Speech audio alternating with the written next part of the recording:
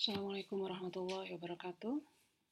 Selamat datang di perkuliahan metode numerik untuk para mahasiswa semester 5 kelas A, B, C, sampai D.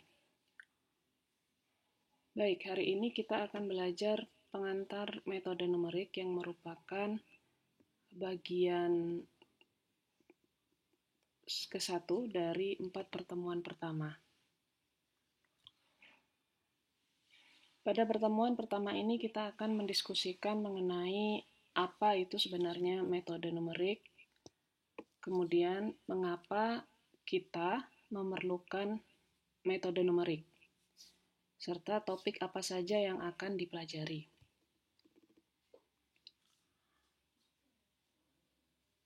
Baik, metode numerik ini adalah suatu algoritma atau langkah yang digunakan untuk mendapatkan penyelesaian numerik dari suatu masalah matematika yang kita hadapi. Nah, mengapa dia dibutuhkan? Karena terkadang kita menghadapi masalah matematika yang tidak memiliki solusi analitik, ya, atau solusi analitiknya ada tapi susah diperoleh atau susah diproses sehingga dia sifatnya tidak praktis. Kemudian apa saja yang dibutuhkan atau yang harus dipenuhi dalam suatu proses perhitungan numerik? Ya, yang pertama, prosesnya harus praktis. Dalam artian jangka waktu perhitungannya terjangkau. Nah, yang kedua, akurat. Artinya hasil perhitungan mendekati nilai sebenarnya dan menginformasikan nilai galat yang merupakan selisih antara nilai sebenarnya dengan nilai hasil perhitungan numerik. Jadi, suatu proses perhitungan numerik itu haruslah memuat informasi tentang error atau galat yang diperoleh, begitu ya. Nah, ini adalah cakupan materi kuliah dalam metode numerik. Jadi kurang lebih ada 10 konsep yang sebenarnya menjadi target untuk kalian kuasai di akhir kuliah. Tapi tentunya akan terus kita evaluasi bagaimana progresnya dari setiap pertemuan, terutama karena kita masih berada di era pandemi. Jadi saya upayakan minimal ada 6 dari 10 konsep ini yang dapat kalian kuasai dengan baik. Ini bisa diamati. Jadi ada 10, minimal 6 yang harus kalian kuasai. Baik, paparan selanjutnya adalah beberapa gambaran mengenai mengapa kita memerlukan metode numerik atau mengapa kita semua sebagai saintis perlu belajar metode ini. Nah, pertama adalah karena metode numerik mampu menangani pencarian akar persamaan nonlinier.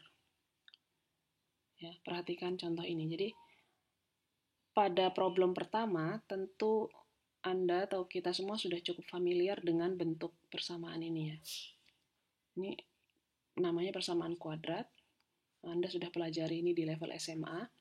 Cara mencari akarnya dilakukan dengan rumus ABC. Gitu ya. Diingat, misalkan ada persamaan kuadrat seperti ini, maka cara mencari X1 dan X2-nya pakai rumus min B plus minus akar B kuadrat min 4AC gitu ya, dibagi sama 2A. Ya. Nah, ABC-nya merupakan koefisien setiap ini.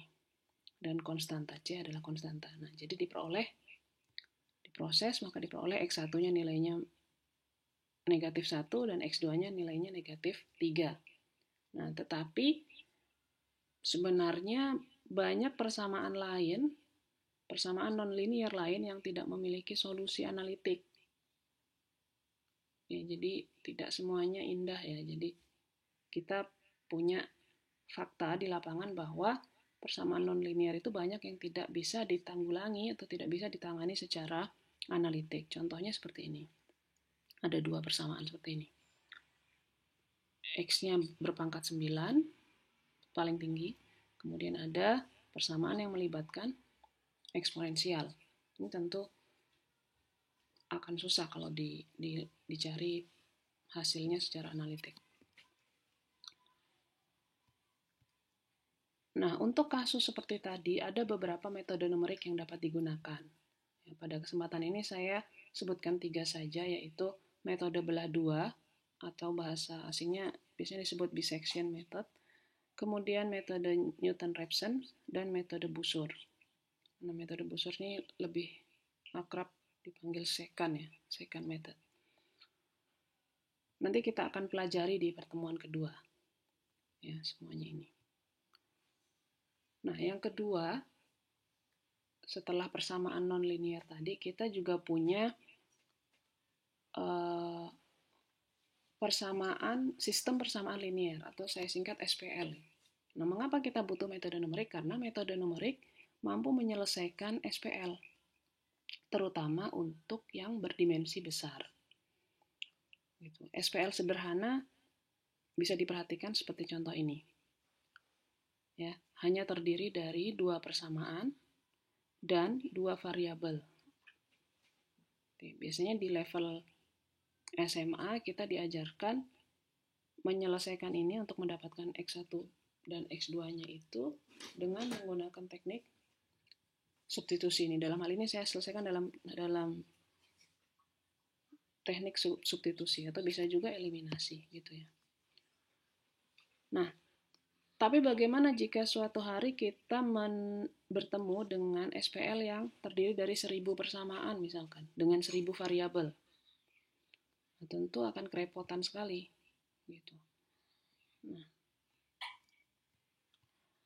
ada teknik lain selain substitusi eliminasi, yaitu aturan Cramer. Aturan Cramer. Jadi ini dipelajari kalau tidak salah di mata kuliah aljabar linear ya. Semoga kalian sudah pernah dapat. Nah, aturan Cramer itu digunakan biasanya untuk SPL yang berdimensi 3 atau 4 atau 5. Nah, bentuknya seperti ini. Dia melibatkan determinan. Ini kan simbol determinan ya. Jadi determinan dibagi dengan determinan. Nah, tetapi tetap saja aturan Cramer itu tidak akan praktis untuk masalah yang lebih besar. Ya. Secara teori, untuk menyelesaikan n persamaan dengan n variabel itu kita membutuhkan perkalian ya di determinannya itu sebanyak n plus 1 kali n min 1 kali n faktorial. Ini banyak sekali. Sebagai contoh, kalau kita harus menyelesaikan SPL dengan ukuran 30 kali 30, artinya ada 30 persamaan dan 30 variabel, maka akan dibutuhkan perkalian sebanyak 2,3 kali 10 pangkat 35. Coba dibayangkan. Ya. Yang menurut ahli, dengan perkalian sebanyak itu, komputer itu butuh 10 pangkat 20 tahun untuk menghitungnya. Jadi keburu mati manusianya ya. Nah, metode numerik menawarkan solusi lain, yaitu kurang lebih ada 3 teknik. Naive Gaussian elimination, kemudian Gaussian elimination with scaled partial pivoting, kemudian ada algorithm for 3 diagonal equation. Jadi ini istilah-istilah ini biasanya akrab dengan penyelesaian SPL yang berukuran besar. Ya, kita akan pelajari ini nanti setelah mempelajari teknik-teknik di penyelesaian persamaan nonlinear. Nah, ragam lainnya yang bisa diselesaikan dengan metode numerik adalah pencocokan kurva. Ya, pencocokan kurva itu maksudnya kalau kita punya data, maka kita bisa membuat kurva yang paling cocok dengan data. Ya, kurva yang paling cocok dengan data itu kita lakukan dengan meminimalisir jumlah kuadrat error. Ini istilah paling banyak disebutnya biasanya least square ya. Jadi kita punya 3 data di sini, kita bisa bentuk garis yang paling dekat dengan data. Selanjutnya adalah interpolasi. Ya. Interpolasi itu misalkan kita punya data, ya. Interpolasi itu maksudnya kita menentukan polinom px yang grafiknya melewati seluruh titik koordinat data. Jadi kalau tadi mendekati, nah sekarang interpolasi itu grafik polinomnya melewati seluruh titik koordinat. Ya. Nah, metodenya apa saja untuk pencocokan kurva itu? Kita punya least square yang saya sebut tadi dan interpolasi. Nah, masing-masingnya punya sub teknik ya. Kalau least square biasanya punya regresi linier dan non-linier. Kalau interpolasi kita punya dua macam, ada Newton dan Lagrange, polinomial Newton dan Lagrange. Selanjutnya ada integrasi. Nah, jadi metode numerik itu mampu menangani proses integrasi fungsi yang tidak dapat ditangani secara analitik. Ya, kalau ini yang saya tampilkan di sini, tentu Anda sudah sama-sama belajar ya sejak level SMA bagaimana cara menyelesaikan integral suatu fungsi melalui teknik seperti biasanya ya. Jadi integral 1 sampai 3 x dx sama dengan ya setengah x kuadrat, kemudian diproses dengan batas 1 sampai 3. Sehingga diperoleh hasilnya berapa? 4. Ya. Nah, tetapi ya di lapangan kita temukan fakta banyak sekali fungsi yang tidak dapat Anda integralkan secara analitik, gitu. Tidak dapat diproses secara analitik. Jadi buntu sehingga Anda tidak bisa menemukan solusinya. Contohnya seperti ini, kurang lebih ada fungsi eksponensial yang dipangkatkan dengan negatif x kuadrat dengan batas 0 sampai a. Maka tentu tidak akan selesai-selesai kalau Anda ngotot menyelesaikannya dengan solusi analitik. Sehingga kita punya sejumlah teknik untuk integrasi numerik. Ya, kurang lebih ada 4. Ya. Upper and lower sums, kemudian ada trapezoid, kemudian ada Romberg, dan Gauss quadratur. Jadi keempat-empatnya bisa kita gunakan untuk menangani integrasi suatu fungsi yang tidak bisa ditangani secara analitik. Nah, yang terakhir metode numerik sebagai solusi bagi persamaan diferensial biasa dan persamaan diferensial parsial.